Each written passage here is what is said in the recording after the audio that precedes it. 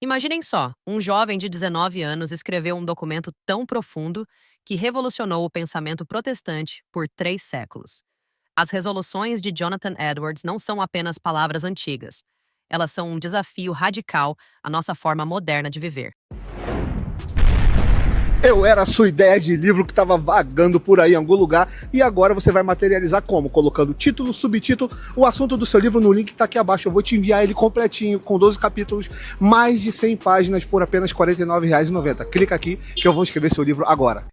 E o mais fascinante é como ele abordou isso de uma maneira tão sistemática, especialmente na Resolução 45, onde fala sobre direcionar todas as emoções para a piedade. Bem, o que me impressiona é como Edwards começa reconhecendo sua total dependência de Deus. Sabe aquela famosa frase de Agostinho? Dai-me o que ordenais e ordenai-me o que quiserdes. Edwards parece estar ecoando esse mesmo espírito. E como isso se conecta com o que Calvin dizia sobre a soberania divina? Olha, é exatamente aí que está o ponto. Edwards estava profundamente influenciado pela tradição reformada.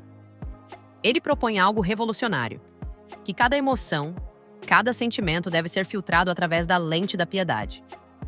E não é apenas sobre evitar o mal, não é? Ele está falando de uma transformação completa. Sim, e isso me lembra muito o que Paulo escreveu em Filipenses 4:8. Você sabe, aquela passagem sobre pensar em tudo o que é verdadeiro, respeitável, justo. Edwards está essencialmente nos dando um manual prático para aplicar esse princípio. Bem, considerando o contexto do Grande Avivamento, isso faz muito sentido. E você sabia que essa resolução específica foi escrita quando ele tinha apenas 19 anos? É uma maturidade espiritual impressionante para alguém tão jovem.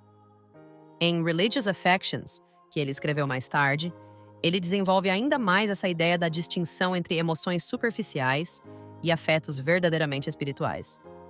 Nossa, e como você acha que podemos aplicar isso hoje, em um mundo tão diferente, né? Então, é interessante pensar nisso. Dietrich Bonhoeffer falava sobre graça barata versus graça custosa.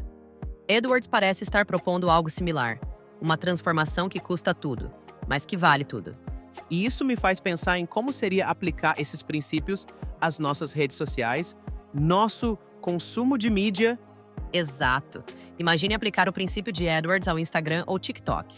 Cada post, cada like, cada comentário deveria promover a piedade.